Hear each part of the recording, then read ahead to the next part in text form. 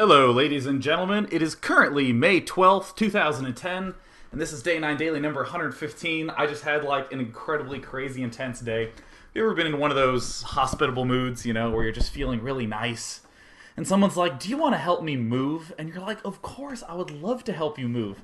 And then all of a sudden you realize that you're actually helping somebody move and that there's a lot of heavy boxes that you're lifting and that it's taking way longer than you'd anticipated. So I literally got here like 5 seconds ago and I showered, so my hair's still wet. Didn't quite have time to shave, but you know what? That's okay. I'd like to do a furry cast every now and again.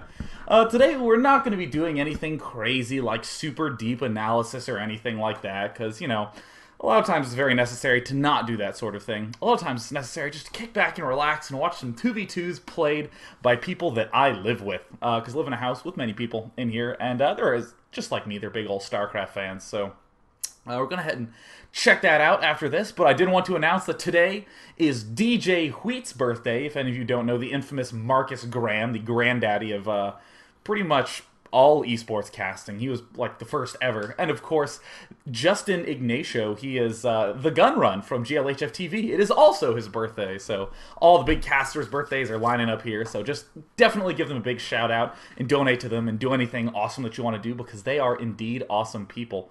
So I'm going to go ahead and transition over to this main screen here. We're going to pop over and begin watching an epic 2v2 play between people I live with. So I'm just going to make sure the sound levels are okay because you know what? I always listen to my replays with music on. So a lot of times I end up just leaving it off and all. So here we go. Here's one of my roommates, Sean. An excellent split, all right? We're just beginning off the game in the correct foot. Yeah, we're going to go ahead and retell those guys to begin mining. It ain't no thing. So, pretty much normal, typical, good stuff going on, mining away. We have to introduce more players going on here. This is Jane here.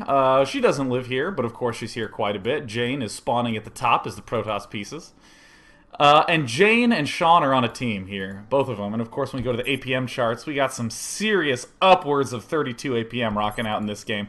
Down here we have Asher, who, by the way, if you guys didn't know, he helped create, why am I forgetting the name? The Misadventures of PB Winterbottom. It's a game on Xbox Live Arcade and on Steam that you should totally buy. This is him, Boxcars. This is Asher. Definitely get that game because it's totally awesome. And on the right we have Sam. Sam also does not live with me. My two housemates are Asher here, and there's Sean chilling here, and then this is Sam. Sam and Jane we imported for these 2v2s. So we have Rodrigo, aka Sam, here on the right, and we have Asher here at the bottom. Now, I just want to briefly describe the skill level of these players. Sean recently graduated to the Bronze League, thereby making him the best StarCraft 2 player in the house. Now, Jane was a very good StarCraft 1 player. She was pretty much a serious baller at the SC1. Notice that she's made her gateway on 13. Notice that it's nearby her ramp. Oh, yes, very fancy, right? Oh my god, look at that. That's a good chrono boost timing right there. Oh, fantastic. Jane would probably be Gold League or Silver at the very, very, very least. If she played more. But alas, she doesn't. So I'm going to go ahead and convince her of that. Sam is also in the Copper League. Sam and Asher are the two Copper Leaguers in this game, bringing it up straight up at the bottom.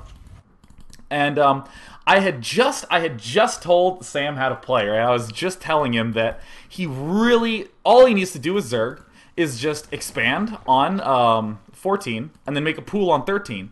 And then all he needs to do is make drones. And of course Sam goes, "Well, what if they attack me?" And I said, "Dude, don't worry about it." And he went, "Oh, I see." And now all he's going to be doing is making drones. This entire game, you're going to see how much success he has. Asher just one day decided that Vikings were awesome, and therefore is only making Vikings this game. That is what Asher is going to be doing in this match, is just Vikings, Vikings, straight up all the time. But of course, doing some good old stuff. And, one thing I love about this game is the fact that, these are copper bronze level players, not people, who've devoted huge amounts of time to RTS by any means.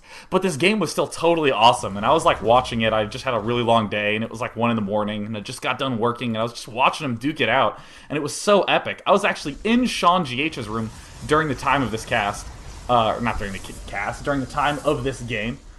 Right, and I was basically like yelling at him what to do right now because I'm I try to do things like, all right, we're just going to go ahead and we're going to make a stalker right here. Everything's going to be fine and dandy. Just go ahead and chrono boost that. I'm talking like someone who works at Apple support. I don't know if you've ever called them, but they're like super friendly people.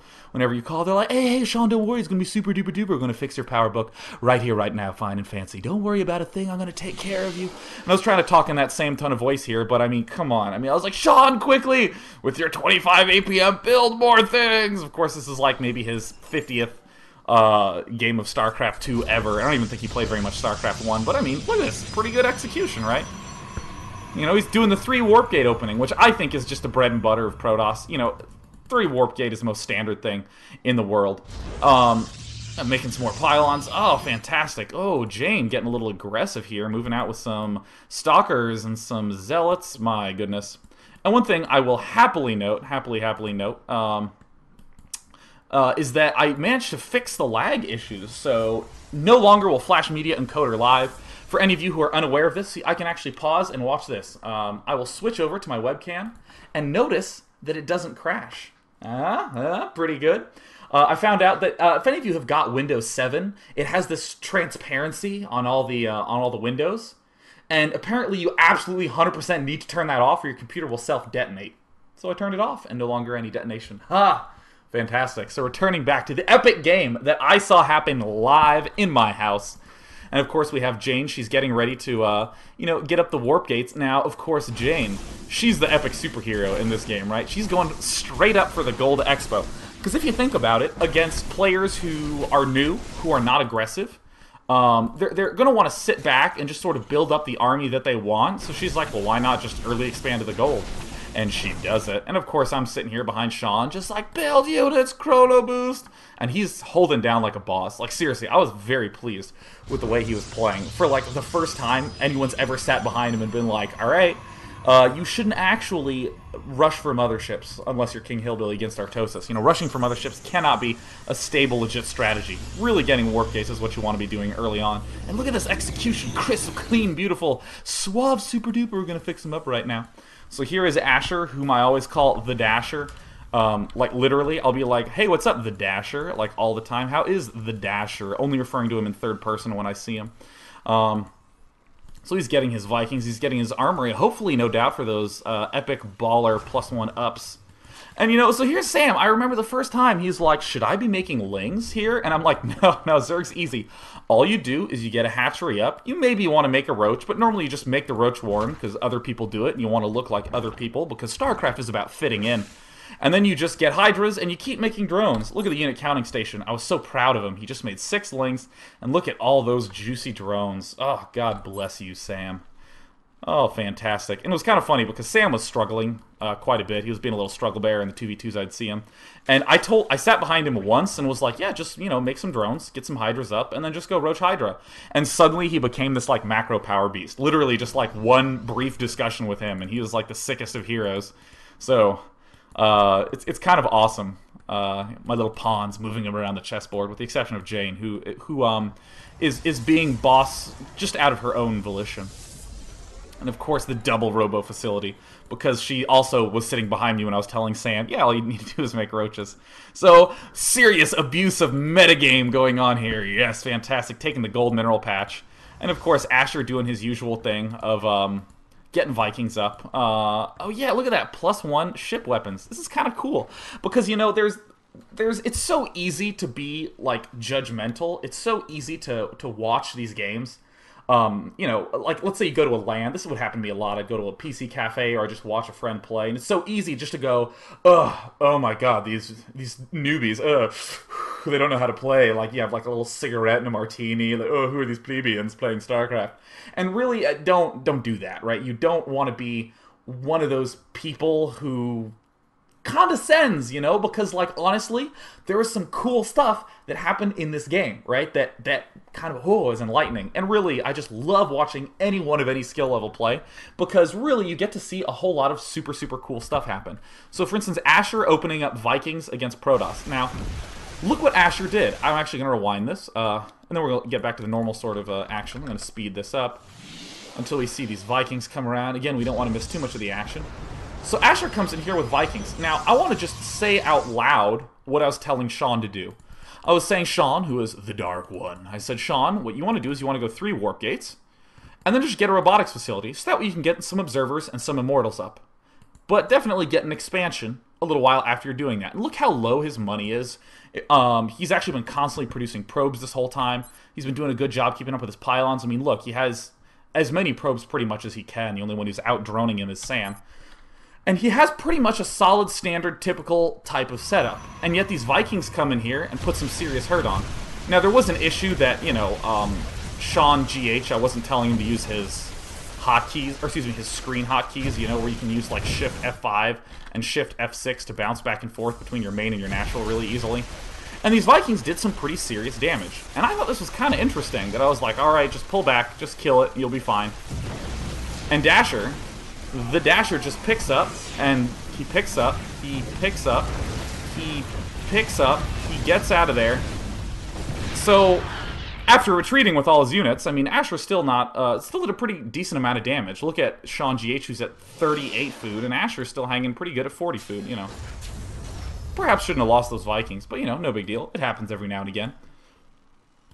And look at Jane, balling it up at the Gold Expo, holding the Gold Expo. For any of you who don't know what it is that we're watching, who just tuned in, I am watching, or I'm reviewing a game, a 2v2 that was played by people who live with me. So it was really cool that I got to see this happen live. So look at this, Jane saw what happened with the Vikings and moved her Dragoons back here. Yeah, they're called Stalkers, but today they get to be Dragoons.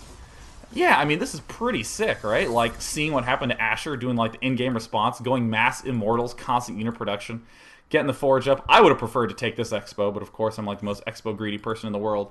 And look at Sam. Oh, my God. Look at the energy on this Queen. 51. That's pretty damn low. The energy on this Queen. 57. Pretty damn low. And getting... Oh, please, Sam. Are you getting dual Evo chambers? Oh, that would be so cool. Oh, that would be so glorious. Oh, dual Evo chambers. Oh my god. Oh, my little student has learned so well. So, I told Sean, I was like, dude, just attack, you know, because honestly, if Asher's going Mass Viking and you have Immortal, you're going to be great. You're going to be in the most fantastic shape no matter what, right? This is great stuff going on right here. And so easily breaks the front, no problem at all breaking the front, and uh-oh. Look at how many Vikings he has.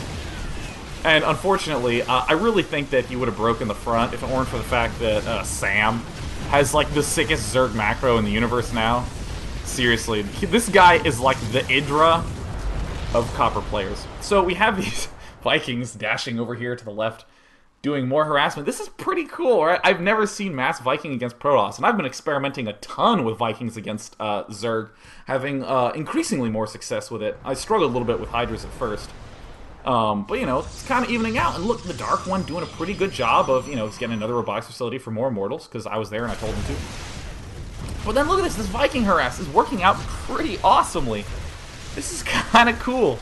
I mean, if were Sean Jane, then of course Jane would have already had those Dragoons back there and would have put a little bit of hurt bringing down on those guys. Of course, with the mass Immortals and the like. And getting more Warp Gates, that's always good. But, you know, Vikings doing a pretty decent amount of damage here. I would be delighted to see more Vikings in this matchup, because you know what? I pretty much just tossed Vikings out the window. For the most part, you know, they do 14 damage to ground. There's, you know, one upgrade here that they do to ground. But Vikings have been increasingly surprising me. For instance, as we're going to see here, they have a pretty fast fire rate. So look at them doing a not horrendous job of killing these Immortals. I mean, could have been worse. Actually, would have been. It's much worse than I'd actually anticipated. Or excuse me, it was less worse than I'd anticipated. But, you know, pretty damn good by the Vikings. And one thing that's amazing about the Vikings is on the ground, they just do 14 damage straight up. No bonus, nothing to light to armored or anything like that. Just straight up do damage, and it's awesome. So they're actually surprisingly strong against roaches, a lot of Vikings are. And especially if you are playing against Sam or someone else who has been under my Zerg tutelage, which is make Hydras, make roaches, get upgrades, fist pump.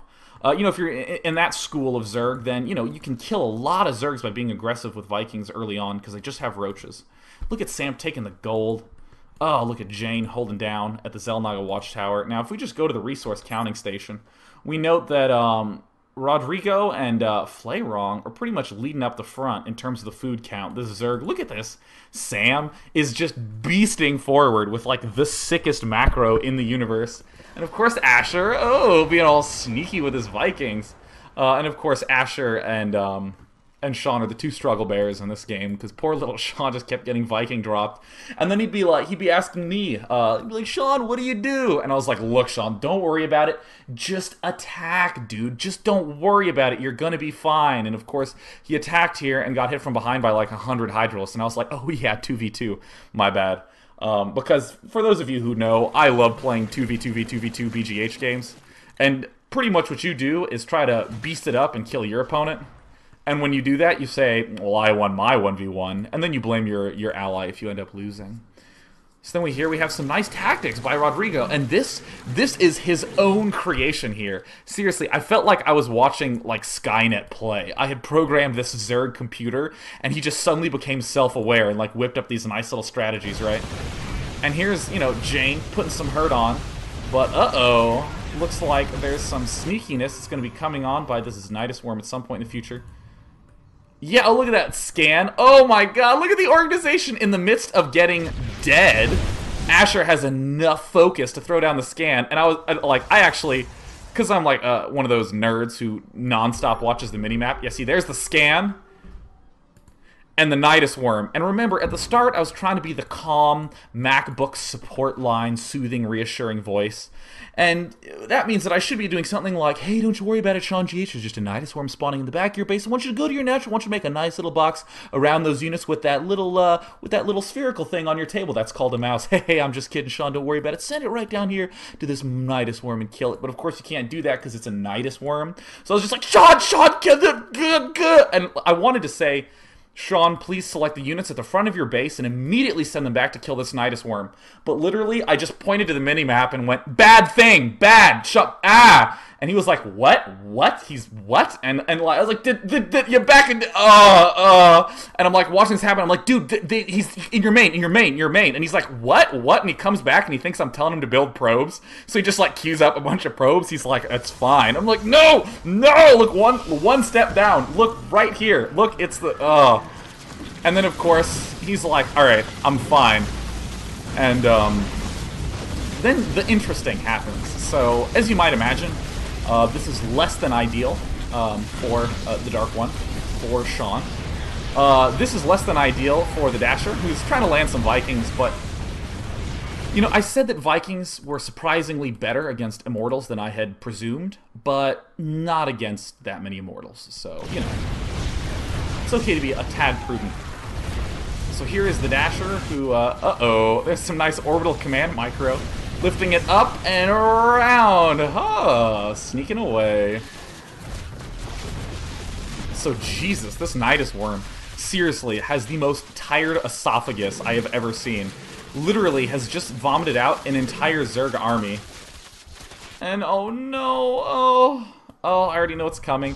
So, I was in Sean's room because Sean is the only person in the house who I hadn't, you know, sat behind and was like, hey, here's some ideas for improving. Here's, you know, like, you know, use hotkeys and stuff. I mean, these are people who really have only ever played, you know, like Black and White 2 level strategy games and everything. So, I was like, okay, you know, you want to be using your hands on the keyboard, ignore the battles, just make stuff, you know, those sort of weird counterintuitive things.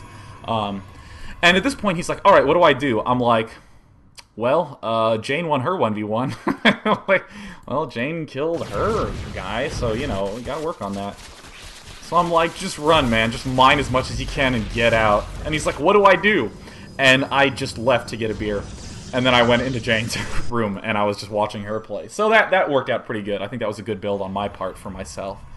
But unfortunately, Skynet over here, Sam, is like expanding. He's taking the gold. Has not yet really got his economy going crazy strong. But, oh, God. Jane literally hit the I key this game, and it worked out pretty well for her, I'm not gonna lie. We have all the warp gates up. Seriously, and you know what? Let's check the APM. Adrenaline pumping. Look at Flayrong. Look at Jane. Her APM spiking up. Oh my god, it's getting like pretty high there. Because her ally's dead, and she knew Asher had floated down here, because I told her.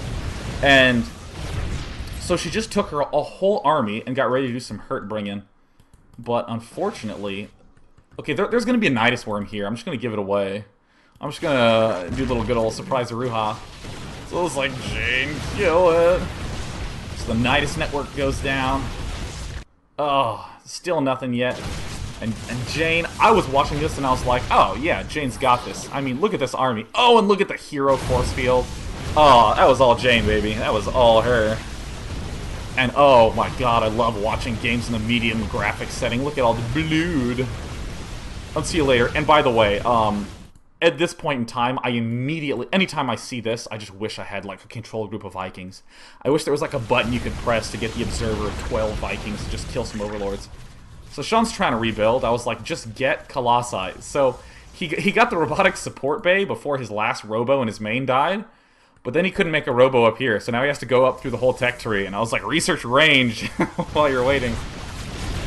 And so Sam he's building some spine crawlers. Good crisis management here, just doing the spamming. Trying to get up some defense.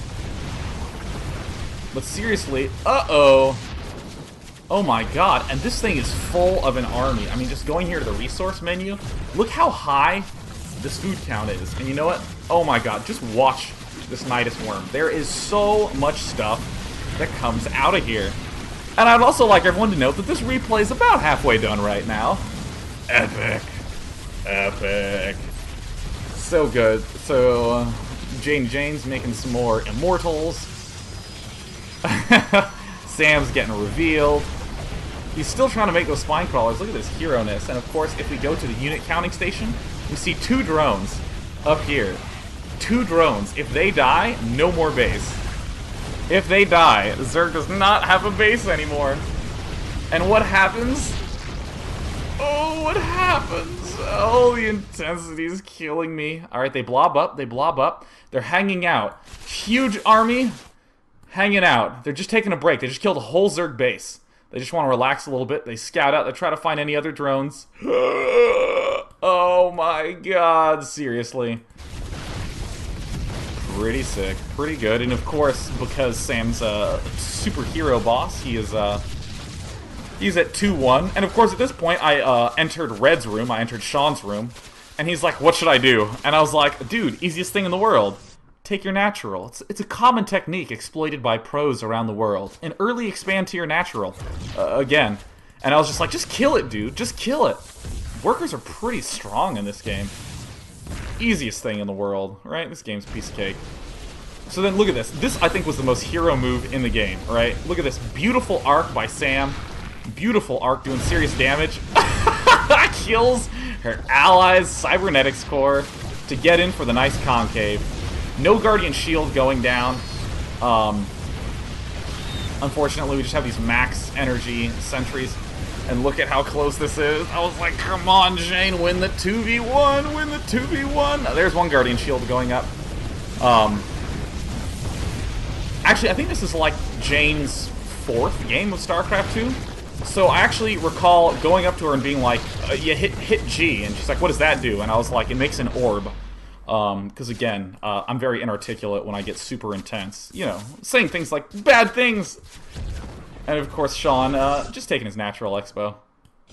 So of course we have Asher doing the scan. Asher doing the Asher. Asher, did you just take the bottom right island?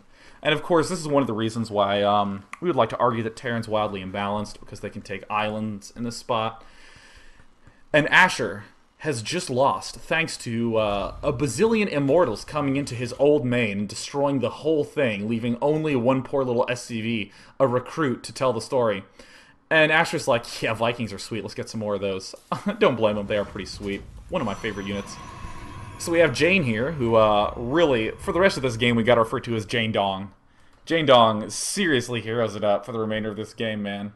Because, I mean, you could use an ally, you could plan out a strat, or you could be in hero hold mode. Because remember, never give up, never surrender. Getting gateways up. And, okay, so no expo, no money. No money, broke. Rodrigo, thanks to donate button, is having enough to get that hatch up. And here's those lone drones. Remember these 2 little sneaky guys? Remember these guys? They were hanging out up here. Well, here they are. One turned into a building. They were friends. They high-fived. He's like, see you later. I'm becoming a hatch for Rodrigo. I don't know why Sam chose that name. He's actually just a little white guy. But he is Rodrigo in StarCraft 2, and I shall thusly call him such.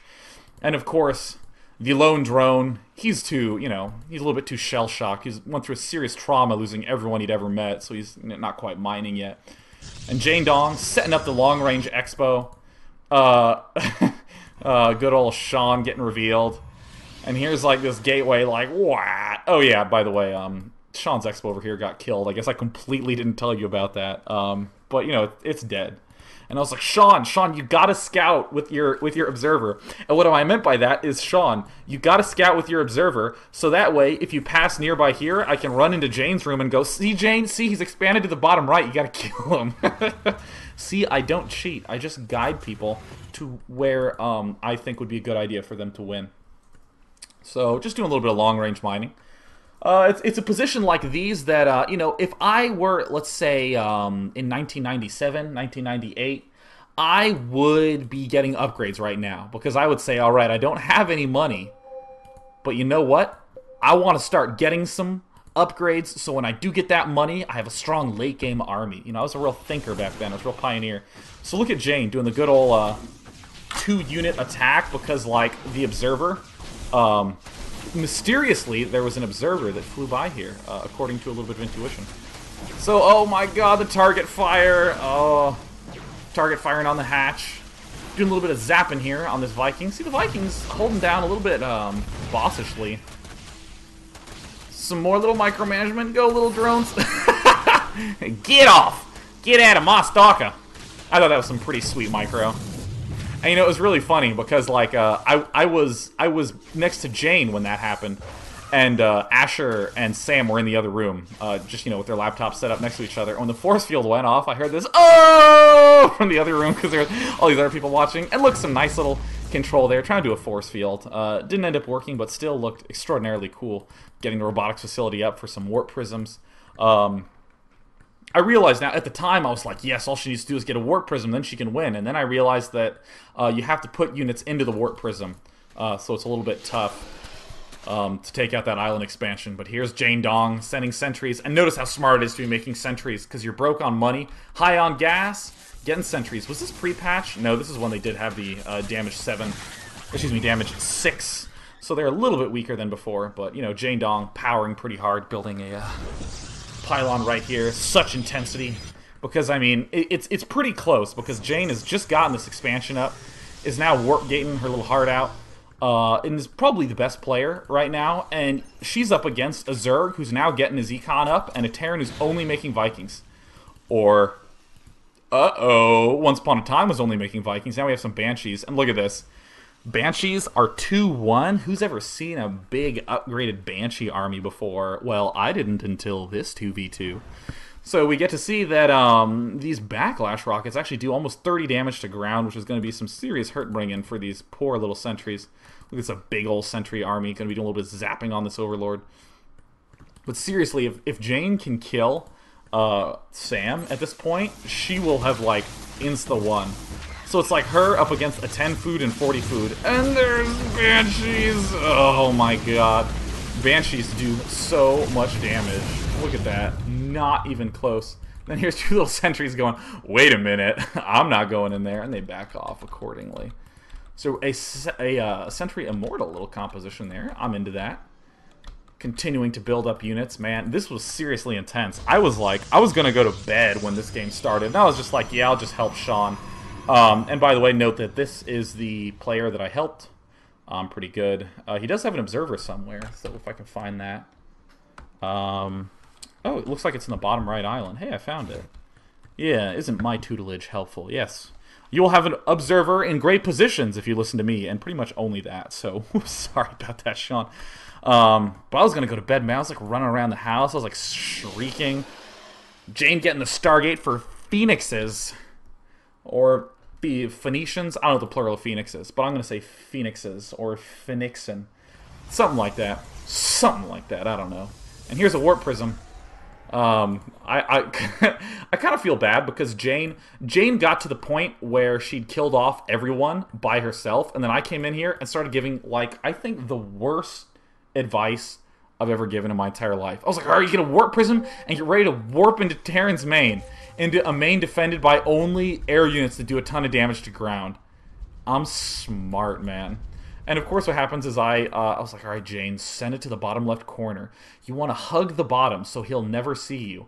And then we completely forget about this warp prism for the rest of the game. So coming back here, it looks like we have a whole bunch of Banshees and Vikings coming in here.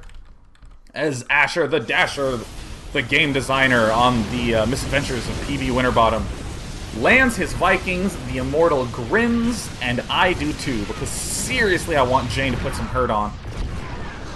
Because Jane's probably the least experienced StarCraft 2 player. Well, she was good at StarCraft 1, but I mean, she's played the least games by far of anyone here. So here she is doing a little bit of hurt. Here comes the zap. The Phoenix zap. Oh, it's brutal. Phoenix does zap. It's super effective. Here's, get him, Jane. Get him. Get him, zap him. Jane, get out of there. Get out of there. And we get to see some of the hilarious Phoenix movement. I literally can never stop giggling whenever Phoenix is doing anything at all. Oh no! Oh, attack! Attack, Jane! Go Jane Dong! And of course Zerg re-expanding to the gold, oh my god. As Sam, the Bronze League Idra, making masses of units with precision and macro. And the good old Banshee Viking composition, and another command center by Boxcars, as he's going to probably expand to Sam's old main. Not sure why this command center's there. Oh, I guess it's the only place it fits. Yeah, never mind. I take it all back. And of course, my student, the Dark One, having those observers in great places. Really liking the placement of those observers. Yeah. And see you later, Hatch. Does the hatchery finish? Uh-oh, drones being transferred. Oh, get out of there, little drones. But unfortunately, look at all these roaches. Where did those come from, Rodrigo? Oh my god, and I was just like, Jane, lift! Jane! Jane! Lift! And she lifts them up. I'm like, come on, one time, Jane, one time. Hold, defend, but Rodrigo has 2-1 roaches, which are really obnoxious. And Vikings coming in. Vikings here like, hey, I'm ready to help. Alright.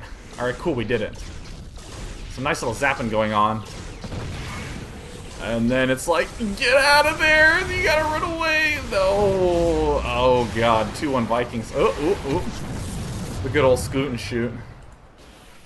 I just...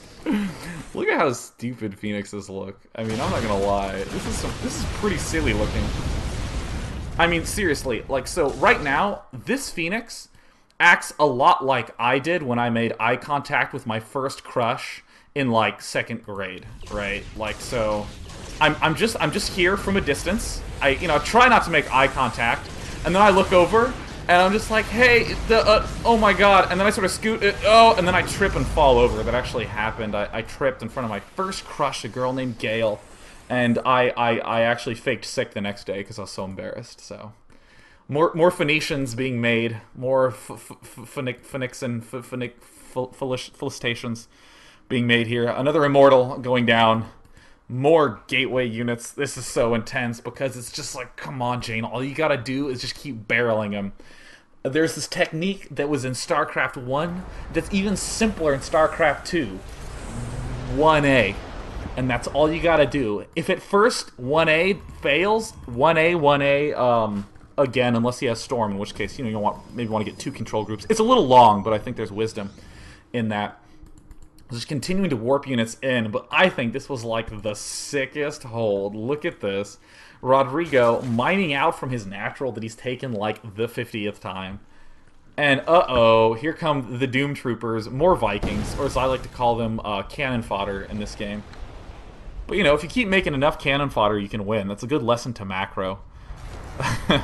Just happily cannon fodder until your opponents are dead. And here comes the big attack, and they fortunately attacked the only base that is completely mined out with cannons. So I thought that was working out pretty well. And of course, this Immortal puts some serious hurt on, is in a great position, backing up, yeah. And here comes Jane, oh, the cannon fodder getting foddered. These Immortals back here doing such hurt, being Herdbringer, Rodrigo having to do a little pullback action, the Phoenixes awkwardly hanging out, checking out what's up over here. As Jane continues to attack. Jane holding the counterattack. Never give up, never surrender. Uh-oh. Is the 1v2 hero hold mode going to happen today? We shall see. Uh-oh, more immortals being queued up. More Chrono Boost available. Chrono Boost. Chrono Boost. And hanging out. Oh my god, look, there's these two Banshees. There's some Lings out here. Oh my god, going to the resource counting station. Jane might have a little timing window here. So many more roaches being made. Rodrigo having the sickest amount of money in the universe. Had a little bit of intensity climb during that first attack. Or first attack, who am I kidding? During that, like, bazillionth attack that was going on. More immortals are out. Are there any more Phoenixes? No, just the 4 warp gates. And Jane, oh my god, she's expanding. She's getting more resources because she's running a little bit broke here. And everyone's just, like, poor this game. Asher still going for the Banshee. Oh my god, getting Medivacs. Oh my god, going to be helping to heal a little bit of ground units. Here they come, doing a little bit of zapping action. Oh my god, could this push be it?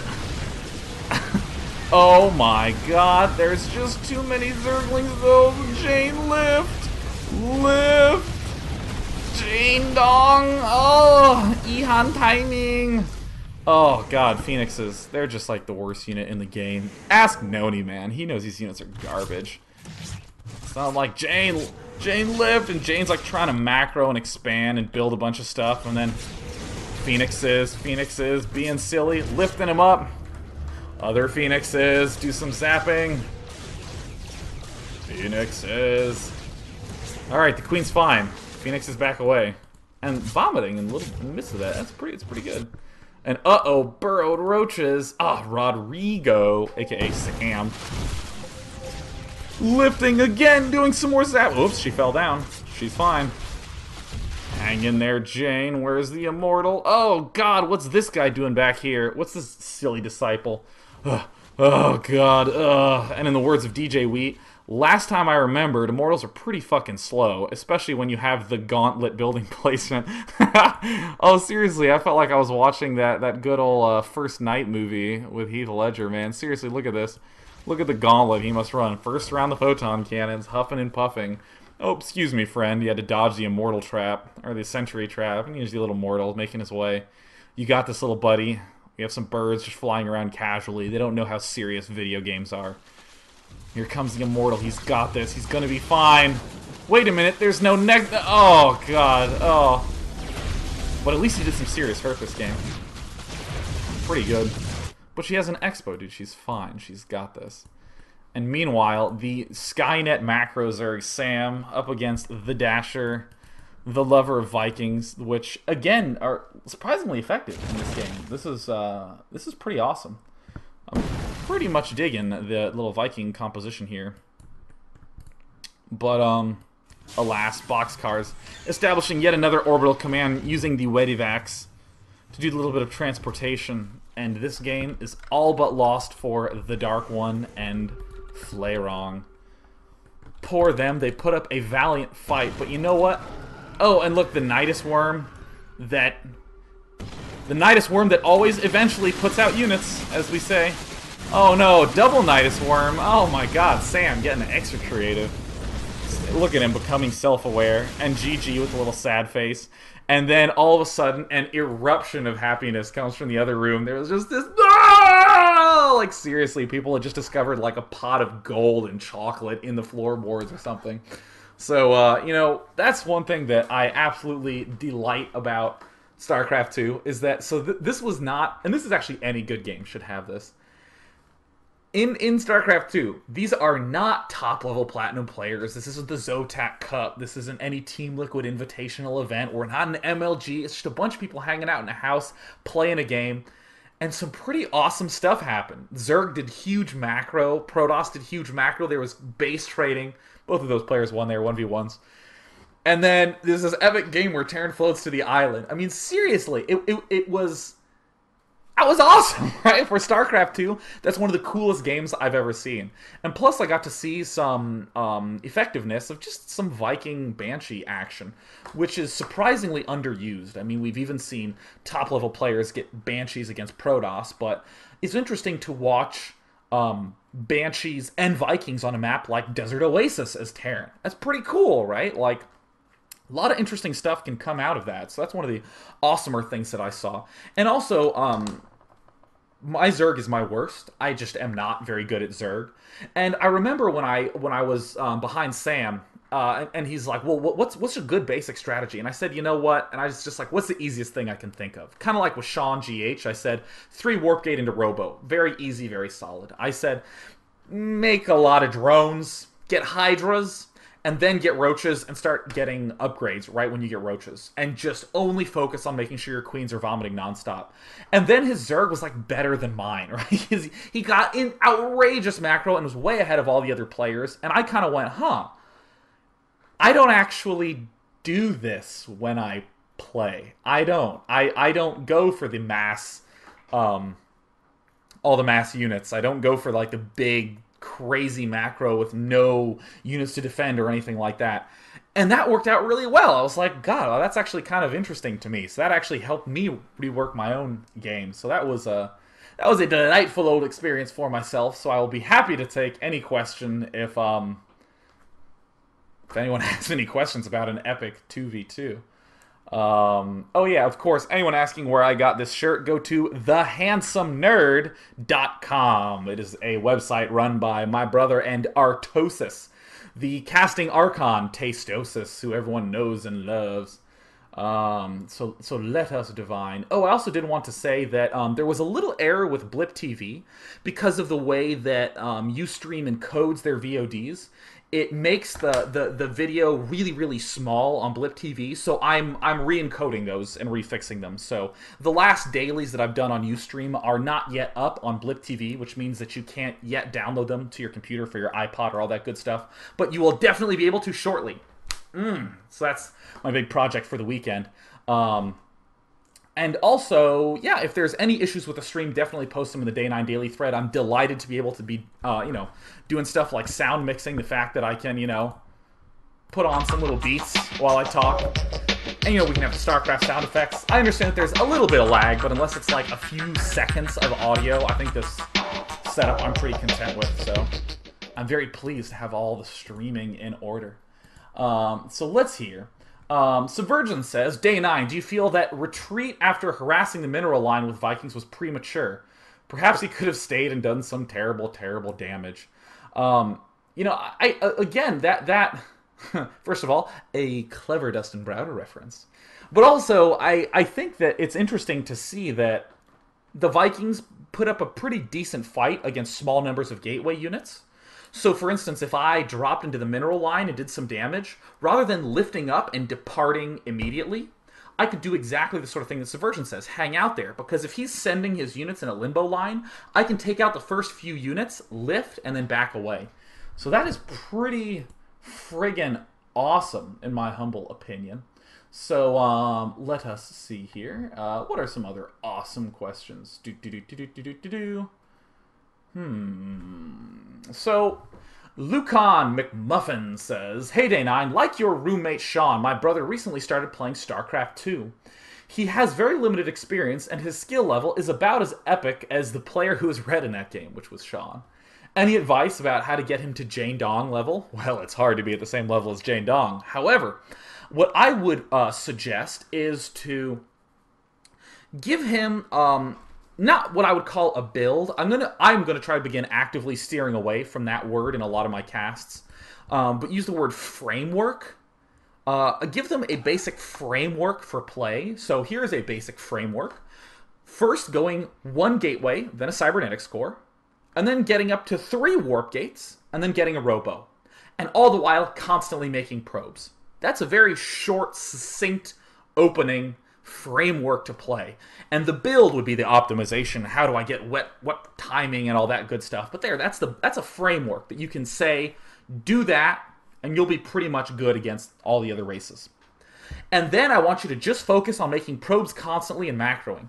And when you sit behind him, literally make sure that he's not watching battles. Because there's this interesting problem that a lot of new players have, which is that they'll be watching a battle, and they'll think, oh, well, I want to be a good player. I want to learn to macro. So I'm going to find good spots to look away from this battle to go back to my base and macro. That's actually bad. The correct thing is that you should have never been looking at the battle in the first place. It should be the opposite. What a good player says is, I'm in my base macroing. When can I find time to go over to this battle and micro everything really well and really properly?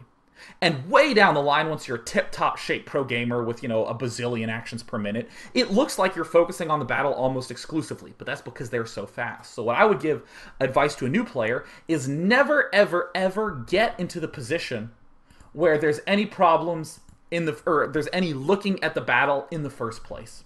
And then just make sure that he keeps his money under 500. I think that would be excellent, excellent, excellent, excellent. So let us come in here. So this is a great question by Takara. Sean, though it doesn't come up all the time, what ideas do you have for the late game? When the game goes wonky, base trading, when you have to restart your tech tree like that, do you redo your same strat? Do you switch to harassment? This is such an awesome question because you always heard me say that a good build order is not something that focuses around what do I do from the beginning of the game and work forward. It's something where you establish goals later on and figure out ways to feed into those goals. So a good framework, a lot of times, will revolve around having a good unit composition. So for instance, let's describe this for Zerg. Hydra Roach is a good composition to go for. And in the late stages of the game, once your army is big, toss in some Broodlords.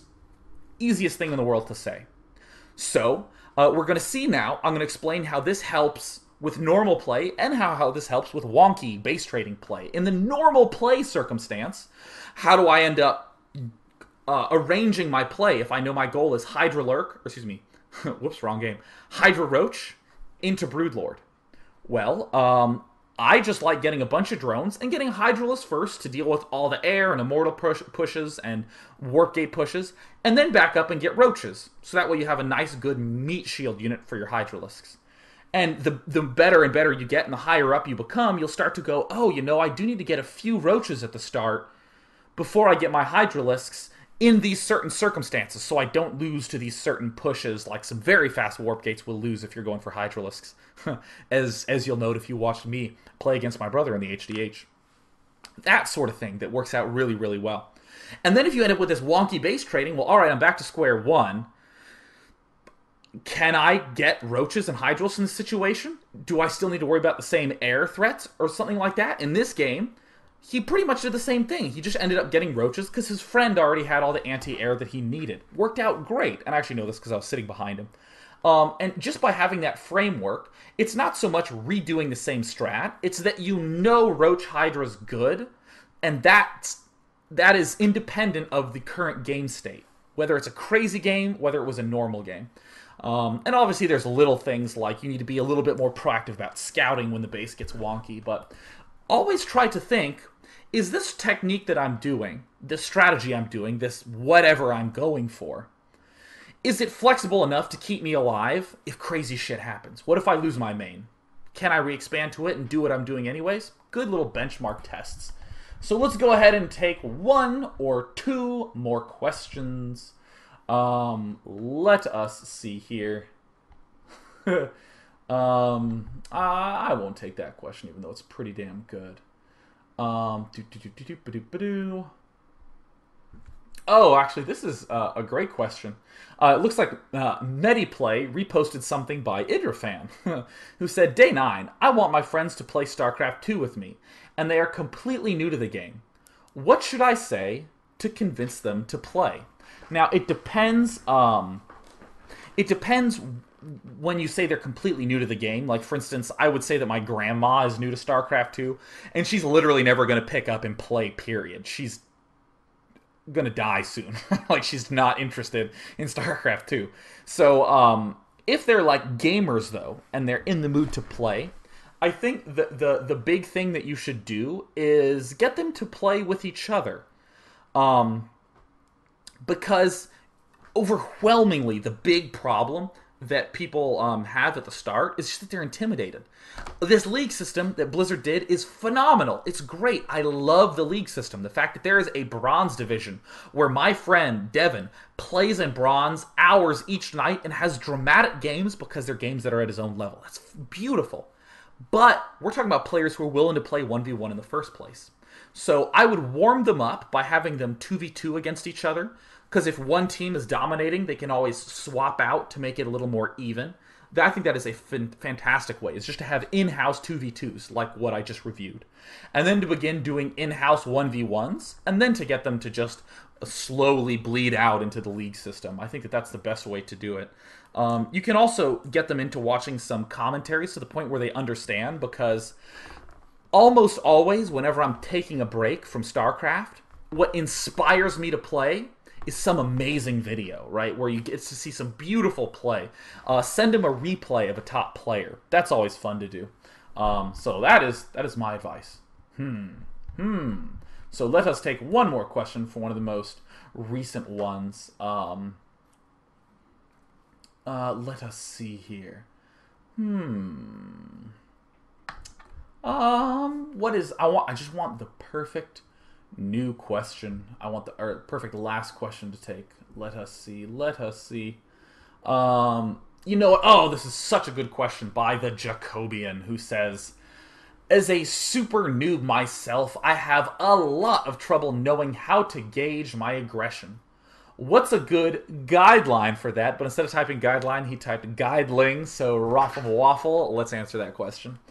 So that is a fundamental question. Honestly, if you're asking that question, how should I attack? When should I be knowing to attack or not? You're doing fine. That's the correct question to ask. You're in good shape if that's what your issue is.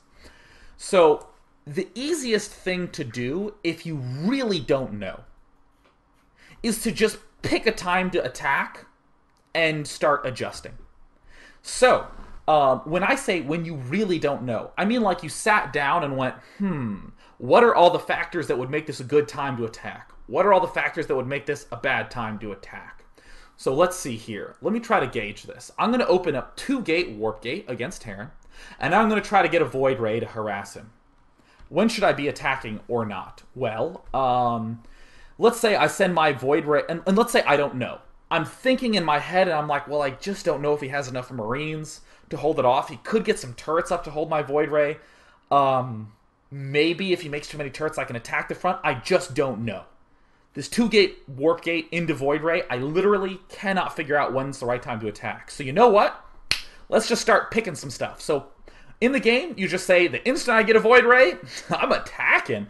Totally naive. No sense to it. No rhyme or reason to it. Just, I'm attacking now. And let's say you do that, and it doesn't work so well. Then you can say, hey, did I end up trying to finish, did I end up trying to figure, where'd my train of thought go? Did I get myself in a situation in this attack where I could have controlled to be a little bit better? And if you could have controlled better, you can go, oh, well, I can improve in that regard. Sweet. And let's say you attack and you get completely raped. You go, whoops, I guess I tried to attack a little too early. So you adjust back again, and you make 2 Void Rays and make a whole bunch of units from your 2 Warp Gates. And then you attack, and oh my god, I'm starting to have some more success with this. Let me stick with this for 10 games and see how it feels. And it feels pretty good in all cases, except when he gets 5 barracks and he's pumping out Marines with stim. And you're going, wow, that's a lot of Marines with stim. Well, maybe in this case, if I see 5 Marines with stim, I just add on 2 more Warp Gates, and then I attack. You know, tons and tons and tons of adjustment. Because here is a fundamental key that I've been alluding to in everything I've been saying, but I want to make sure I say explicitly. Learning and improvement happens between games, not in a game. Too often a new player is in a game and says, what are the clues that should signal for me to attack right now? They're completely obtuse most of the time. You have no idea. A lot of times, I have no idea why this attack works right now unless I've been doing it for years. And then I can go, oh, I'm seeing all these interactions.